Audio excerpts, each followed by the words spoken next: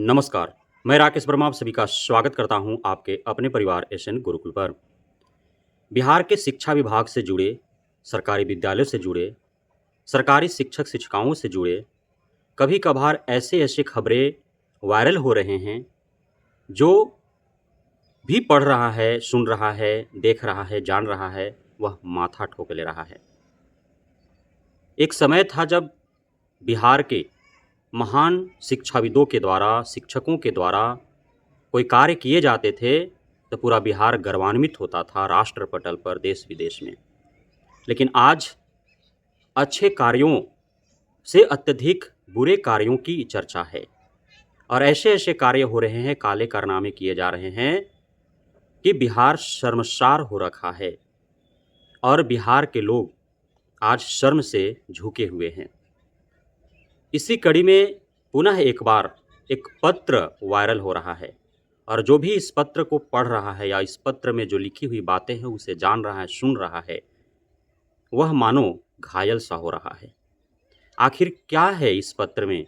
जो भी जाना, सुना, पढ़ा वह घायल हो गया और अब तक इतने वायरल हुए यह पत्र, इतने वायरल हुए वह पत्र कि लाखों लोगों तक पहुंच चुका है।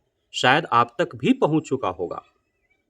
लेकिन हो सकता है कि उस पत्र में लिखी हुई बातों के रसपान आप नहीं कर पाए होंगे, जिसका रसपान हम कराने इस वीडियो के माध्यम से आपके समक्ष प्रस्तुत हुए हैं। आप सभी को ज्ञात होना चाहिए कि 5 सितंबर को जिस दिन शिक्षक दिवस मनाया जाता है, डॉक्टर सर्वपल्ली राधाकृष्णन के जन्म जयंती के पावन अवसर पर, उस दिन राष्ट्र स्तर पर भी महामहिम राष्ट्रपति के द्वारा देश भर के काबिल शिक्षकों को सम्मानित किया जाता है। राज्य स्तर पर भी विभिन्न राज्यों में चयनित करके शिक्षक-शिक्षिकाओं को, चाहे वह निजी क्षेत्र से हों या फिर सरकारी क्षेत्र से हों, उन्हें सम्मानित किया जाता है। जिला स्तर पर सम्मानित किए जाते हैं, प्रखंड स्तर पर सम्मानित किए जाते हैं।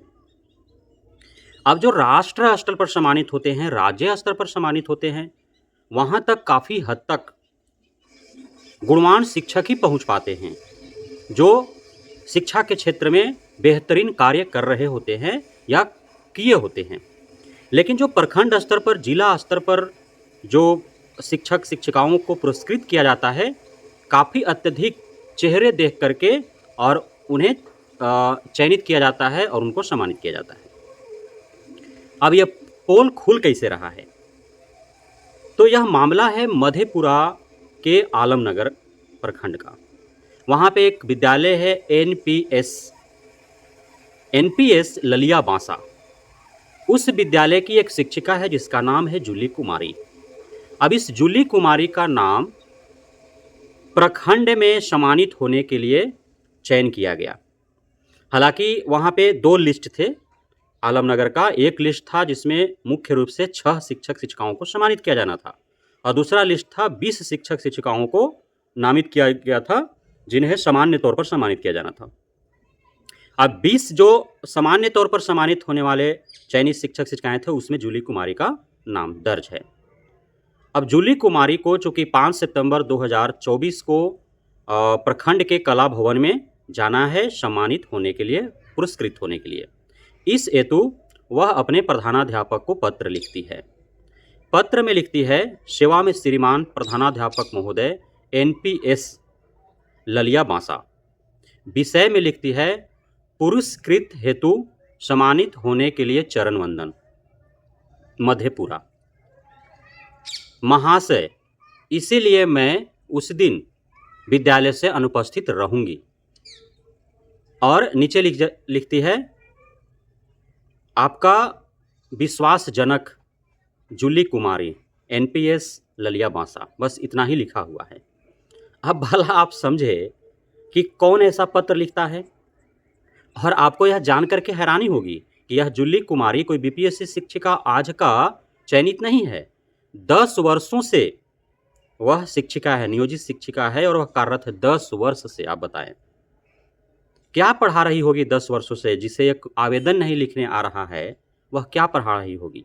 और इसी प्रकार के चाहे नियोजित शिक्षक हों या बीपीएससी शिक्षक हों, क्योंकि पिछले दफ़ा 3-4 पत्र ऐसे वायरल हुए जो बीपीएससी शिक्षकों के द्वारा लिखे गए थे और बीपीएससी शिक्षकों के द्वारा लिखे हुए पत्र कई बार वायरल हुए हैं, या फिर बीपीएससी शिक्षकों का जब चयन हुआ था उस समय जब मीडिया रिपोर्टरों से वे रूबरू हो रहे थे तो सामान्य प्रश्नों का भी उत्तर नहीं दे पा रहे थे।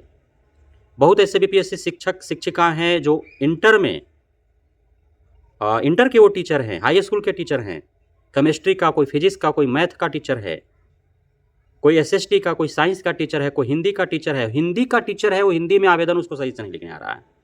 वो भला क्या पढ़ा करके जो है बिहार के विद्यार्थियों का भविष्य गढ़ देंगे। तो बेड़ा गर्क ही हो रहा है, चाहे नियोजन इकाइयों के माध्यम से इस प्रकार के शिक्षक शिक्षिकाएं बहाल हुए हो, चाहे बीपीएससी से आए हुए हो। किसी को कहना नहीं है, कोई दूध का धुला नहीं है। सरकार तो समझी कि चलो नियोजन इकाइयों से जैसे तैसे शिक्षक बहाल हो गए हैं तो बीपीएससी के द्वारा प्रतियोगी परीक्षा लेकर के गुणवान शिक्षकों का, चरित्रवान शिक्षकों का, बुद्धिमान शिक्षकों का बहाली कर लिया जाए। लेकिन वो सारे उम्मीदों पर पानी फिर गए, ऐसे ऐसे शिक्षक शिक्षिकाएं बहाल हो चुके हैं। तो ये जो जूली कुमारी का पत्र जिन जिन के हाथ जा रहे हैं समाचार पत्रों के माध्यम से, सोशल मीडिया साइट्स के माध्यम से, वे सारे माथा ठोक रहे हैं। जो कमज़ोर दिल वाले हैं वे तो वहीं पे घुरमुरिया के गिर जा रहे हैं कि भला हमारे बच्चा का भविष्य किसके हाथों में है। और वे मजबूर हैं बेचारे, गरीब हैं, मजदूर हैं, किसान हैं, भूमिहीन हैं, समाज के अंत में बसे हुए परिवार है, किसी तरह से झुग्गी झोपड़ी तंबू लगा करके गुजर बसर कर रहे हैं। उनके बच्चे भला कहाँ जाएंगे? उनकी क्षमता नहीं है ना कि 200, 500, 1000, 1500 रुपये पर मंथ दे करके और निजी विद्यालयों में वो पढ़ा सके, कहीं कोचिंग करा सके, ट्यूशन करा सके। तो उनके बच्चे सरकारी विद्यालयों में ही जाएंगे और सरकारी विद्यालयों में बेड़ा गर्क करने वाले शिक्षक शिक्षिका बहाल हो चुके हैं। तो कैसे उनका भविष्य संवर पाएगा और कैसे वो उम्मीद रखें कि इन शिक्षक शिक्षिकाओं के भरोसे उनके बच्चे का भविष्य गढ़ जाएगा?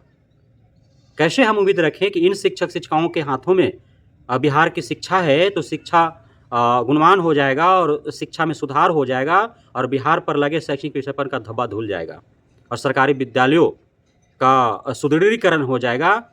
कैसे आखिर हम यह कल्पना कर सकते हैं? कतई भी कल्पना नहीं कर सकते हैं। तो ऐसे ऐसे शिक्षक शिक्षिकाएं बहाल हो चुके हैं। अब इनके लिए क्या ही पैमाना तय किया जाए कि इनको कैसे योग्य या अयोग्य समझा जाए और किस पैमाने के स्तर पर इनको रखा जाए या हटाया जाए?